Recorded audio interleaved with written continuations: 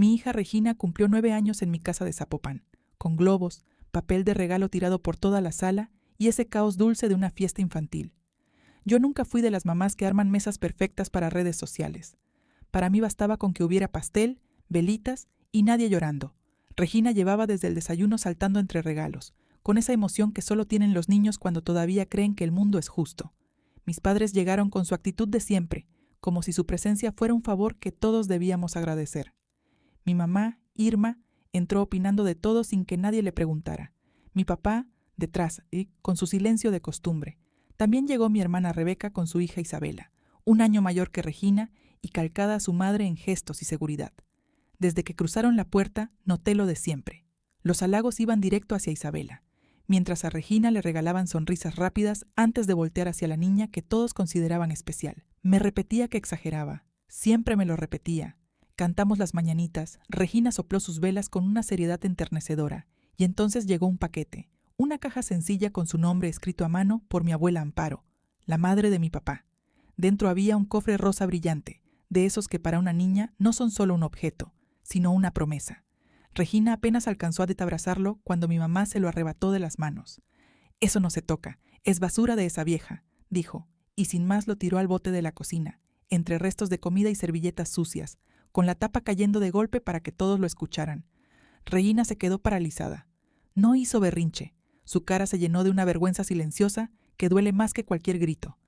La fiesta se congeló un instante. Nadie dijo nada. Mi papá miró el bote, luego el pastel, luego a su nieta, y no hizo nada, como siempre. Yo no lloré ni discutí frente a mi hija. Simplemente me puse entre las dos y le pedí a mi mamá que se fuera. Se rió. Dijo que exageraba por una basura. Repetí la orden sin explicaciones. Mi papá, con ese viejo reflejo de calmar todo, la siguió hacia la puerta. Esa noche, cuando Regina por fin durmió, rescaté el cofre del bote, lo limpié con cuidado y lo abrí por primera vez. Adentro había un cuadernillo bancario, el nombre de mi hija, números de contrato, palabras como fideicomiso y beneficiaria, que yo apenas entendía, pero que claramente mi mamá sí conocía, porque nadie reacciona así frente a basura de verdad. Entendí entonces que ese episodio no era nuevo, solo tenía una forma distinta. Mi mamá siempre había manejado así el dinero y los afectos. Cuando yo era niña, le arrebataba los sobres que mandaba mi abuela Amparo y decía que ella los guardaba, como si el dinero dejara de ser mío en cuanto entraba a la casa. Rebeca, en cambio, creció como su mano derecha, acompañándola a bancos y trámites mientras a mí me miraban con sospecha por cualquier cosa. Mi papá fue apagándose con los años, aprendiendo que el silencio costaba menos que una pelea. Y cuando nació Regina, mi mamá simplemente trasladó ese mismo patrón de control disfrazado de ayuda. Yo te la cuido, yo guardo sus papeles, siempre queriendo tener la última palabra sobre la vida de mi hija. A la mañana siguiente llevé a Regina a la escuela fingiendo normalidad y luego manejé a la sucursal bancaria que aparecía en el cuadernillo. Entregué el documento, mostré mi identificación y la actitud de la empleada cambió de inmediato. Me pidieron esperar. Minutos después llegaron 2 policías, tranquilos pero serios. El banco había reportado un posible intento de fraude relacionado con esa cuenta. Me preguntaron de dónde había sacado el documento, si alguien más tenía copias de mis papeles o los de mi hija. Conté la verdad completa: el regalo, el bote de basura, el cuadernillo rescatado.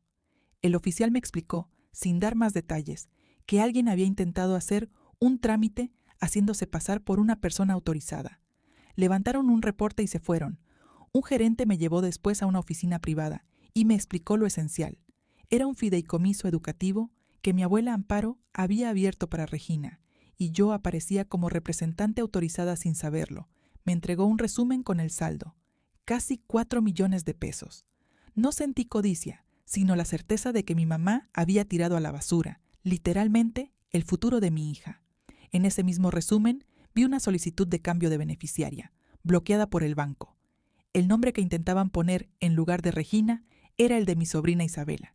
Salí de ahí con el papel apretado en la mano, sin saber todavía si había sido mi mamá o Rebeca quien lo había intentado, pero sabiendo que era alguien de mi propia familia. Los días siguientes Regina estuvo más callada de lo normal. Una noche la encontré sentada en su cama con el cofre sobre las piernas, pasando los dedos por el brillo de la tapa. Me preguntó, con la voz quebrada, si había hecho algo para que su abuela se enojara, y luego si su abuela quería más a Isabela. No pude mentirle. Le expliqué, con el cuidado que pude reunir, que a veces los adultos tienen favoritos y que eso está mal, que ella no tenía que hacer nada para merecer mi cariño, porque con ser mi hija ya era suficiente. Entonces, no perdí, dijo. No perdiste, le respondí, y le prometí un lugar en su repisa donde nadie más pudiera tocar ese cofre. 4 días después mi mamá llamó furiosa, acusándome de haberla denunciado con la policía. Le aclaré que solo llevé el cuadernillo al banco por el nombre de mi hija. Le pregunté directamente si había intentado hacerse pasar por mí. No lo negó como alguien inocente, lo negó como alguien que cree que gritar basta como respuesta. Luego se justificó. Dijo que Isabela también merecía futuro, que no era justo que todo fuera para Regina, que Regina era diferente. No necesité más para colgar con una claridad fría. No era solo dinero lo que habían intentado quitarle a mi hija, era su lugar. Esa misma tarde cancelé la transferencia mensual que les mandaba a mis padres. Retiré a mi mamá y a Rebeca de la lista de contactos autorizados en la escuela de Regina y borré sus números. Cerré por fin una puerta que llevaba años dejando entreabierta. Poco después tocaron el timbre. Era mi abuela Amparo, de 91 años, acompañada de su abogado. El banco le había avisado todo. Me dijo con calma que no presentaría una denuncia formal contra mi mamá porque era familia, pero que estaba profundamente dolida y ya no confiaba en dejarle nada. Decidió que ni mi mamá ni mi papá recibirían herencia alguna. Tampoco Rebeca. Isabela no tiene la culpa, es una niña, agregó y explicó que dejaría 4 millones de pesos para ella en una cuenta que solo podría tocar al cumplir 21 años, sin que su madre pudiera intervenir. El resto, aparte del fideicomiso educativo ya existente, sería para Regina y para mí. 24 millones de pesos repartidos en donaciones en vida y fideicomisos irrevocables, protegidos legalmente para que nadie pudiera después revertirlos. Me pidió guardarlo en secreto. No era venganza, dijo, era protección. Pasaron 3 años sin ningún contacto. Regina cumplió 12, más alta, más segura, aunque siempre la misma niña de fondo. Vivíamos en una casa cómoda que mi abuela nos ayudó a comprar, y yo seguía trabajando como siempre, ya sin ese miedo constante cada vez que sonaba el timbre, hasta que un día volvió a sonar.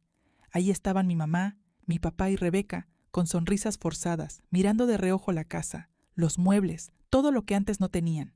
Preguntaron por Regina sin verdadero interés, hablaron de mi trabajo mirando las paredes y finalmente llegaron a lo que realmente querían, un préstamo, porque habían tomado malas decisiones económicas y éramos familia. Les dije que no. La máscara cayó de inmediato. Mi mamá insistió en que ese dinero les pertenecía a todos, porque seguramente venía de mi abuela. Mi papá, 3 años tarde, intentó pedir por ellos. Rebeca me llamó víctima profesional. Les pedí que se fueran, y se fueron enojados, murmurando sobre la familia como si fuera una deuda legal. Esa misma semana visité a mi abuela en la residencia donde vivía. Antes de que pudiera contarle nada, ella misma me dijo que habían ido a verla también, después de 3 años sin una sola llamada ni tarjeta, solo porque habían visto mi casa y querían saber de dónde había salido el dinero, y si ella todavía podía cambiar algo. Les dijo, sin rodeos, que todo estaba en fideicomisos irrevocables, imposibles de tocar. Se fueron derrotados. Regina, sentada junto a ella, escuchaba en silencio mientras mi abuela le sostenía la mano con esa ternura simple que a mí siempre me deshacía por dentro. Nos quedamos las 3 tomando té, sin fingir que todo estaba perfecto, pero sin nadie actuando tampoco. Hoy el cofre rosa sigue en la repisa del cuarto de Regina, limpio, lejos de las manos que alguna vez intentaron tirarlo a la basura. A veces recuerdo su carita preguntándome si no era suficiente, y entonces se me quita cualquier resto de culpa por las puertas que cerré. Ese dinero, ese lugar, esa herencia eran de ella, y esta vez nadie se lo iba a quitar.